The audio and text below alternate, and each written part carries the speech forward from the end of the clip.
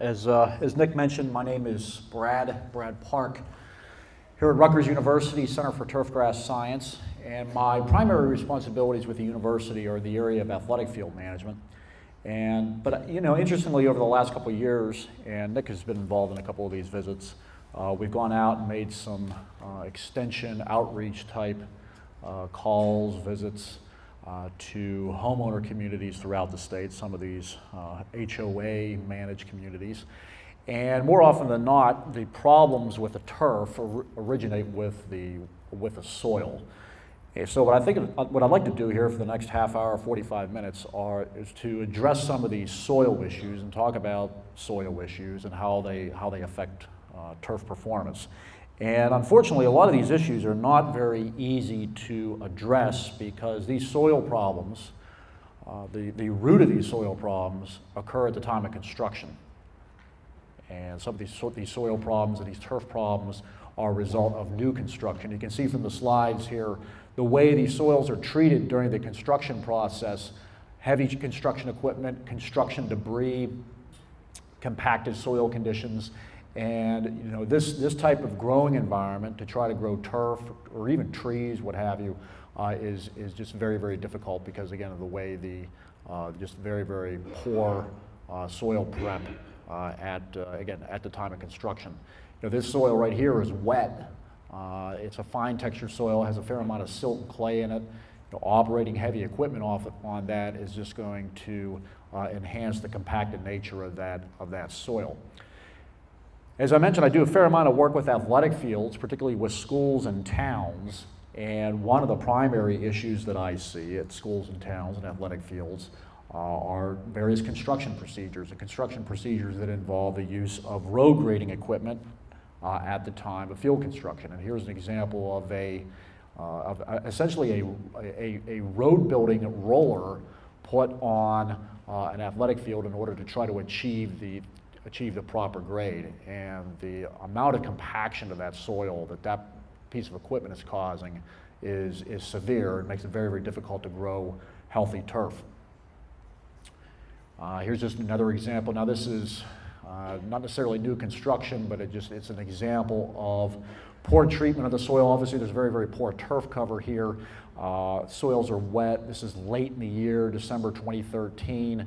It just takes a long time for soils to dry out, and this kind of rutting and soil disruption it just causes a lot of damage, again, to the soils. Any structure that might be in that soil is severely compromised by essentially abusing it when it's wet. And again, you get into October, November, December, a lot of soil moisture, and our soils are very, very prone to compaction at that time. And the net result of this, of poor construction procedures, or allowing the turf to wear out, or never gets established very well to begin with, and you've got this bare soil, and then you compact it and you rut it. When you finally do get some turf established there, whether it be through sod or seed, the problems associated with that turf are often related to that treatment of the soils, whether it be in a homeowner situation. This is an athletic field that was, I'm not going to mention where this is at.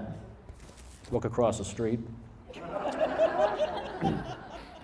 In any event, these fields were heavily rolled with a roller not much different than this one ahead of a field hockey tournament a number of years ago. In field hockey, obviously, the roll of the ball and the play of the game is very, very critical.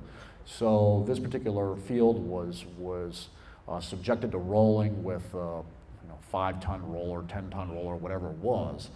And we had a severe rain event in the afternoon, not long after that rolling procedure. And this field is built flat to begin with, and there's just nowhere for that water to go. So the soils have been heavily compacted, the pore space has been destroyed, particularly in the top several inches as a result of the rolling, and water hits that surface. It can't run anywhere. Again, the field's built flat, so it just sits on the surface, slowly weeps down, but inevitably most of that's probably just going to evaporate off. Again, more evidence of just poor soil preparation, poor soil manipulation, not taking good care of soils during the establishment process, and the net result is just poor turf conditions. And these problems can be difficult to diagnose, and it's an opportunity to get your hands dirty, to buy a soil probe, invest in a soil probe. And I don't make a visit to a school, town, HOA without bringing along a soil probe, because I want to be able to go out, I want to be able to assess how deep is the topsoil. Are we talking 2 inches? Are we talking 3 inches? Can I get the probe into the ground? Are we working with 6 inches of topsoil? What does it look like? What does it feel like? Where is there a texture change to try to assess the difference between topsoil and subsoil? Or is there layering in the profile? How much soil moisture is in the profile? So as far as an old school diagnostic tool, a probe is to me is essential to have in the toolbox. And I was actually participating in a field day last fall. It was a Sports Field Managers Association event, and we were on this Little League field, and the comment was among many people in the just kind of handing around the soil probe and getting a chance for people for the attendees to feel the soil and just kind of get a sense of what the fields were constructed with. And comment was, boy, these fields are heavy clay soils. They're clay soils. They're heavy soils. And I throw out the question, well, was it a heavy clay soil? What's in the soil? That's where soil testing and taking not only just basic level soil testing of soil pH and nutrients and so forth, but taking that soil testing to another level. And if you're working with our lab at Rutgers, we have level 2 tests, we have level 3 tests, and each additional level you get more information, you get more data. And I think sometimes it's useful to have that additional data. And when it comes to understanding soil texture, when it comes to understanding percent soil organic matter, having that additional level of testing will provide you that information. So this is an example of a soil that I see a lot of this in Piscataway, in Somerset County. It's kind of this red color. It's a shale residuum soil, and again, see quite a lot of this through that kind of central area of the state. And this was an instance where there's a good 7 or 8 inches of this material as a topsoil.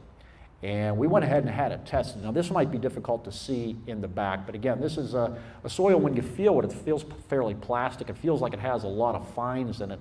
And I'll just go ahead and read off here the mechanical analysis. So what mechanical analysis is going to provide you is information on the percent sand, the percent silt, and the percent clay in that soil. And from that information, we can derive the texture.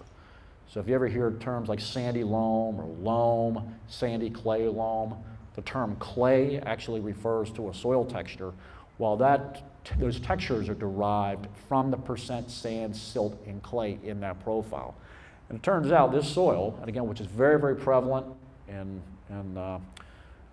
western Middlesex County, Somerset County, turned out to be a loam soil with over 50% sand, 51% sand, 30% silt, and 19% clay.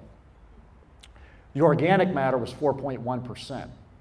And to me, that's important information. When you've got a soil profile that's 7 or 8 inches deep like this, and you've got 4% organic matter, or over 4% organic matter, and the soil test information will tell you, based on guidelines, whether it's high, whether it's low, whether it's very low, very high.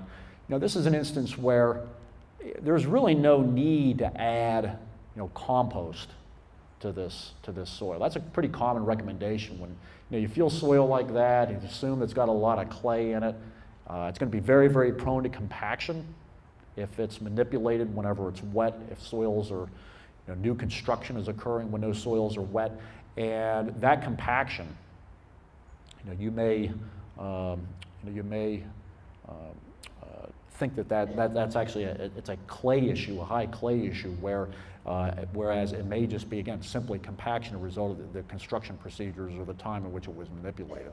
So again, this is kind of information we can get out of a soil test. Otherwise, things are pretty good. The soil pH is 6.12. That's right in the ideal range for cool season turf. Soil phosphorus is in the optimum range. Potassium is a little bit actually low here. From the standpoint of developing a fertilization program for turf growing on this site, the primary nutrient of concern is going to be nitrogen, and then secondarily, perhaps a need for some additional potassium.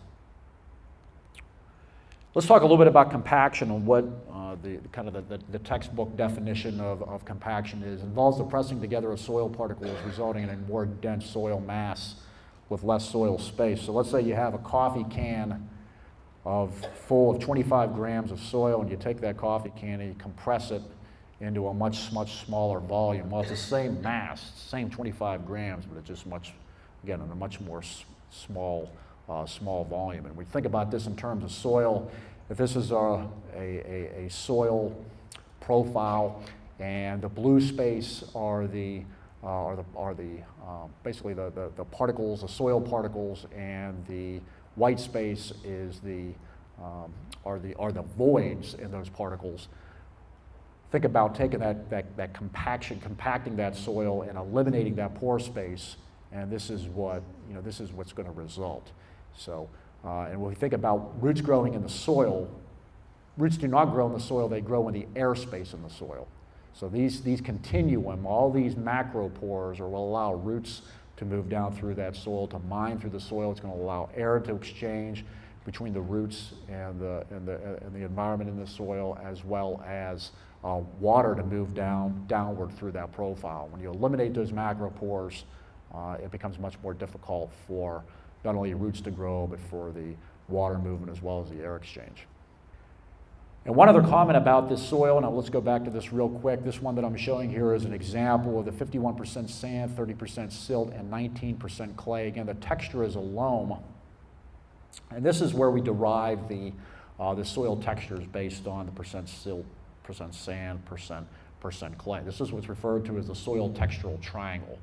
And again, that soil was 51% sand. If we go across the bottom of the triangle here for percent sand, the right side of the triangle percent silt, left side of the triangle percent clay, and find out where the 51%, the 30%, 19% intersect. It's right here. All right, so it's right in this loam category. Very, very close to the border of sandy loam and a sandy clay loam. And again, everybody, we kind of feeling this soil. They're trying to get a probe in the ground. They thought it was heavy clay, and it was really a function of the compacted nature of that soil.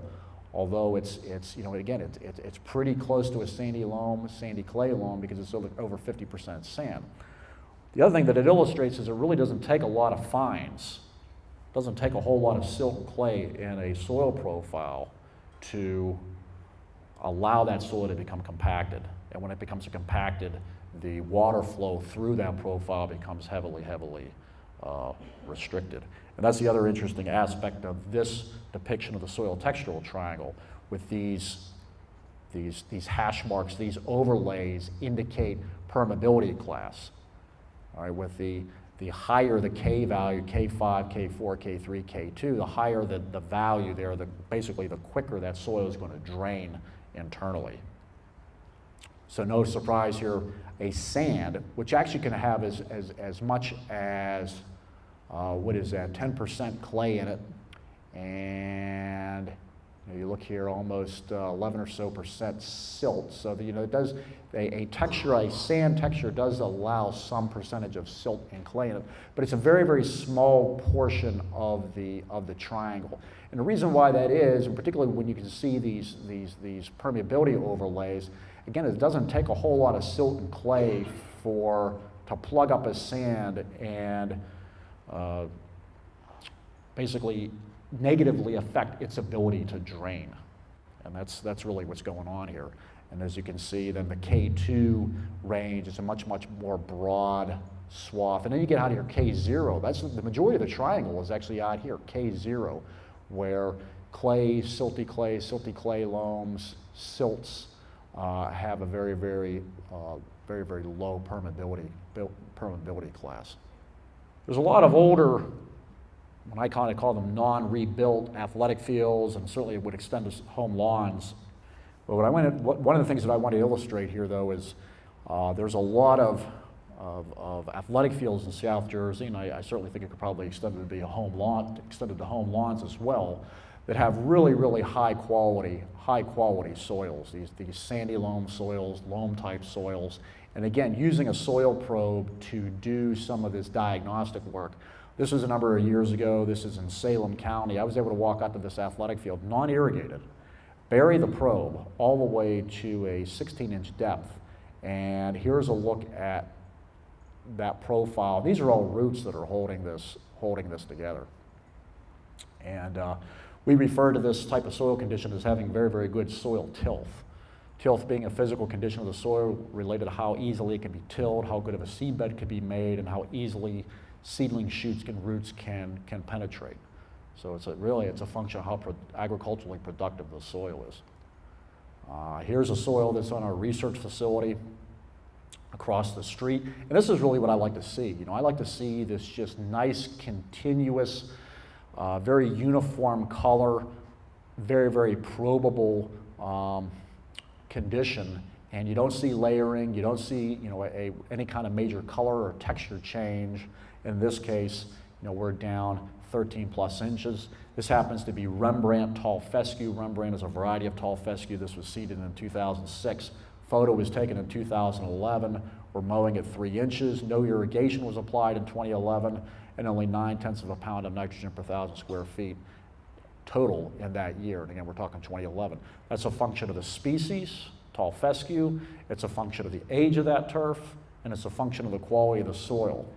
And you know, I put the quality of the soil. I probably shouldn't have made that comment in that order, because I put the quality of the soil really kind of at the top of that list. I think it's the most important factor here, that you've got a deep soil profile, quality topsoil, and minimally compacted conditions. This is Bucklew Park down in New Brunswick, and very, very nice public park in the city. And I went for a walk there on May 29th, kind of walked around the running path, and this is this tall fescue outfield. Now, I didn't go out there with a probe, and I don't know the specifics of the soil, but that tall fescue's been there a long time. Turf has been there a long time, and this is non-irrigated. And these are the quality of the conditions in that park at the end of May. And if you go down there this afternoon, it's going to look a lot similar. And I'll take it a step further. From the standpoint of irrigation management, again, this is non-irrigated. And that's the age of that tall fescue and the quality of the soil. I'm making an assumption that the quality of the soil is such that you can have pretty good turf conditions without irrigating. And here it is the 21st of June. And I think that should provide some thought in terms of irrigation management, that if you've got a non-traffic situation, now if you're not working with an athletic field, but you're working with an older established home lawn, general grounds area, we're this late into the year, we're towards the end of June now, and really not a need to irrigate. And keep that in mind in terms of irrigation programming. Well, actually, let me rephrase. That is an athletic field. That's a baseball field, but it's not a high trafficked situation. So I mean, there's no soccer there or lacrosse. There's not a major need for overseeding. You know, it's a more lightly trafficked environment. But again, it does illustrate. I think the bigger picture, though, is that you've got mature turf that is providing pretty high quality turf quality in a non-irrigated environment. In the end, and again, the end of June, I was there this past weekend, did the same walk, and again, the turf quality is really, really high in the absence of any irrigation.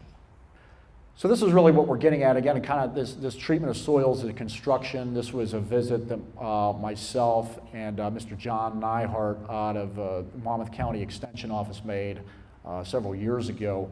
This is a relatively new housing development, and this was a field that we observed adjacent to the housing development.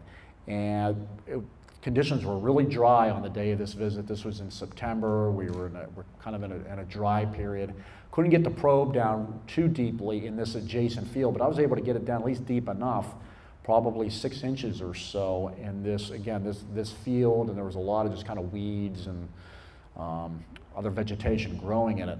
And then you come over just literally 15 feet or so over in this backyard area that was manipulated during the construction process, and I could only get the probe down about an inch or so.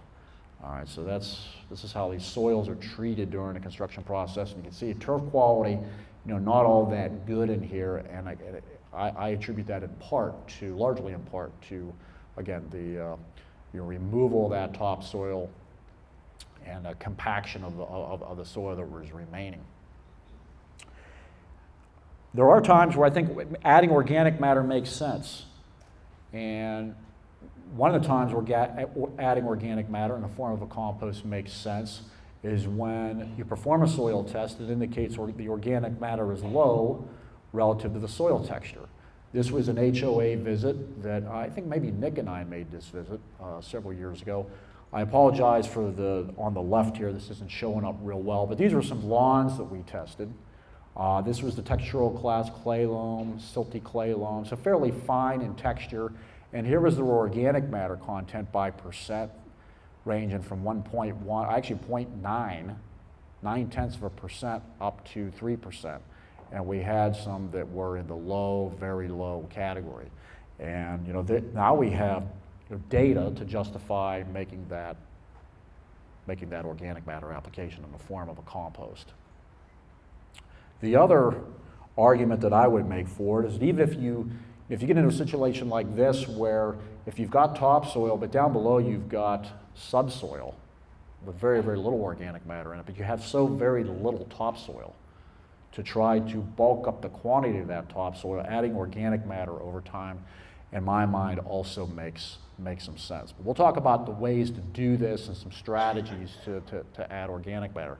Here was an athletic field. Here's another case study. This is a relatively recent visit that I made, and there's some kind of pock marking that you can see. That's actually a field that's in pretty good shape, but there's some pock marking observed in this field. I think it's largely a result of just traffic on that field and plants wearing out and not being replaced through overseeding, and the remaining plants are allowed to mature, and you've got these, now these mature plants mowed at 3.5, 4 inches on this field, and you've got voids directly adjacent, and the result again is this kind of pockmarking effect. There was some thoughts within the school about, hey, why don't we add compost to this? And I said, well, let's first do a soil test to determine whether we need to do this. I went out with a probe, and there's a fair amount of topsoil. There's about 6 to 8 inches of topsoil that I observed at various points throughout the field using my soil probe. Soil tests come back. Organic matter is 2.3%, high for sandy loam. Portions of the field, I could push a probe down about 4 inches or so, and then some sections of the field it got really stiff, it got really tight, so it was compacted at various points within the field. I don't think in this case organic matter is necessary. What's necessary is aerification, cultivation, to try to alleviate that compaction. Because we did the testing and again determined that our organic matter is actually high. This is interesting. The soil pH on this field was really elevated, 7.62. Is that 7.61 or 7.62? I think it's 7.62. That's pretty high. You look at this elevated soil pH, the calcium is pretty high here at over 3,500 pounds per acre. They're probably putting a lot of lime on this field. The soil's being lined repeatedly. That's a possibility where calcium carbonate is being added repeatedly. The thought being that this is something, we always do, farmers lime, we need a lime. And what's happening is that the calcium levels are building up, but also it's driving the soil pH up. For cool season turf, the ideal soil pH is somewhere around 6 to 6.5 in that neighborhood. Usually if I do a soil test and see that the pH is in the high 5s, 5.8 or 5.9, it's like playing blackjack. I let it ride. I don't hit. I just stand on 5.8 and 5.9. A lot of times the soil test will suggest lime at a 5.8 or 5.9. More often than not, I said, you know what, that's sufficient. There are some diseases, particularly if you're trying to grow Kentucky bluegrass, fine fescues, diseases like summer patch, which can become exacerbated at high pHs, and can be muted, so to speak, at lower pHs at 6 or slightly below. So again, to me, that's an argument. If you're in the high 5s, 5.8, 5.9, I'll just go ahead and make recommendations for nitrogen fertilization or additions of potassium if necessary, and as putting a priority on those applications as opposed to applications of lime. Here's a comment about compost, and this is going to set up some of our aeration discussion. But this is actually from my old boss over at Penn State University a number of years ago when I worked in State College. When applying compost as a top dressing, all right, so thinking about applying compost to an existing lawn, all right, when we've determined that there's very little topsoil or that the soil requires the addition of organic matter, it is important to apply a thin layer about 1/4 of an inch and work it into the soil. Successive applications of thick layers without soil incorporation result in a buildup of organic matter at the soil surface that may cause rapid drying of turf roots and form a layer that restricts rooting into the soil. The best way to incorporate compost into the soil is through aeration. A good method of incorporation is to apply compost first, followed by several passes with an aerator equipped with hollow tines and heavy drag mat attached. The drag mat will break up the cores and mix the compost with the soil, dragging some of the mix back into the holes. This operation is best performed during cool, moist seasons, think spring and fall, when grass is actively growing. Aeration and dragging can be stressful to the turf during hot, dry weather. So, this 90-degree stretch that we had, when was that? Last week, even earlier this week, a time when you would be, want to not aerate and drag and put the turf into stress. So this is an example of that kind of layer. So if you're repeatedly applying compost and not aerifying to try to incorporate it into the soil, you can build up this type of layer. Ideally, at the time of construction, you want to you'd like to till that in if you're working with a soil that's determined to be low in organic matter. But again, if you're working with an existing lawn and you're not going to reestablish it and till it, applying the compost as a top dressing makes sense. Let's just talk about ways to try to work it in. Question is, what other tool can you use to aerate? That's really the aerator is the best, is going to be your best option. I guess you could try, question is, I guess you could try one of those, they have those like garden, what are they, the garden weasels or something, they're almost like a little rotary, aerifier, I guess, that you can just kind of roll over to make some holes. Basically the concept, you got to make some holes in the ground to get the compost off the surface and get it down into the soil to a depth of 2 inches, 3 inches, 4 inches. So let's talk a little bit about coring and using some of the kind of the mechanical devices to aerify the lawn. Coring hollow tines or spoons. These hollow tines or spoons can be anywhere from 1/4 inch to 1 inch in diameter. The bigger the hole that you can make, and I'll show an argument for this later, the better. Simply the tighter the spacing on the tines, the wider the tine, diameter of the tine, the more surface area we're going to affect. And to try to incorporate compost or decompact the soil, affecting greater amounts of surface area are going to be increasingly beneficial.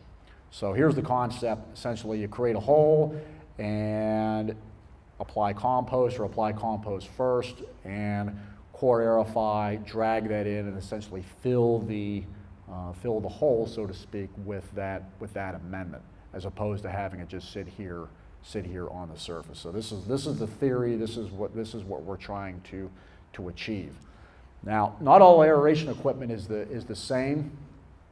Here's a device that I encountered a number of years ago in an old equipment yard, rusting out. A lot of times, landscapers will sell an aeration service, and they'll go over the lawn one time, when it's dry, or if the lawn is really compacted, and we'll use one of these kind of drum type aerators. And again, they'll go over the lawn one time, they'll make a couple holes, maybe get down a ½ an inch, and then charge for the service. Well, soil conditions have got to have some moisture in them, particularly if you're going to use one of these drum type aerifiers to be able to actually poke a hole, to be able to penetrate the surface. And these drum type aerifiers, if they're operated over the lawn one time, the reality is they're not going to affect a lot of surface area, particularly if the spacing between the tines is pretty wide. So I make the common recommendation for homeowners and for home lawns, these types of situations, that really, if one of these conventional drum type units is going to be used, you really need to go over the lawn 2 times, 3 times, 4 times to poke a lot more holes, affect a lot more surface area, so that the effects of alleviating, if the goal is to alleviate compaction, going over the lawn 4 times is going to be more beneficial than going over the lawn 1 time. If the objective is to incorporate compost, the compost incorporation is going to be more effective by going over the lawn 4 times compared to 1 time. You know, here's a look at, this is more of an athletic field aerifier, but just as an example here, the cores being pulled, a hole. These are actually some kind of deeper cores. This is a tractor mounted machine. This is really the ideal. Now, this is not going to be something that most lawns are going to, you know, for homeowners going to try to use, but this is a corification tool used for golf course putting greens, and you can see all this soil being brought up. And again, this is really the ideal. You can see the amount of surface area being affected by using this type of machine. So again, this is the concept of, if you've got a drum type aerifier that you want to use across the lawn, going over 1 time and just pulling a handful of cores is not going to be as beneficial as going over the lawn 4 times and pulling a lot more cores, because affecting surface area and pulling soil cores to the surface is the goal. And here is the data to illustrate that. If you have this is a pretty wide tine spacing. If you've got a 4 by 6 inch tine spacing on an aerifier, and you make 1 pass using a 1/4 inch tine over a lawn, this is the amount of percent of the area affected is down here well below 1%. All right, so you make 3 passes over the lawn, use a 3/4 inch tine, you can see now you're north of 6%. So, and this is on the same 4 by 6 inch spacing. So the number of passes, the spacing, and the size of the tine are all important. So using larger tines on tighter spacings, making more passes, are going to affect a greater amount of area and are going to, you know, improve that alleviation and compaction. You're going to be more effective alleviating compaction. It's going to be more effective in incorporating compost. Now, if we compare a 2 by 2 inch tine with a 2 by 2 inch spacing with a 4 by 6 inch spacing, and put 3/4 inch tines on a 2 by 2 inch spacing, by having a tighter spacing with a wider tine, now we're up here at 11% area affected. Whereas that 1/4 inch tine, again on a wide spacing of 4 by 6 inches, we're down here under 1%. So again, big tines on tight spacings are going to affect more areas. So again, equipment used in aeration, the way it's operated is important, and the selection of tines is also important. Because again, just simply going over a lawn 1 time with a drum type aerifier with a small tine on it is not going to do a whole lot.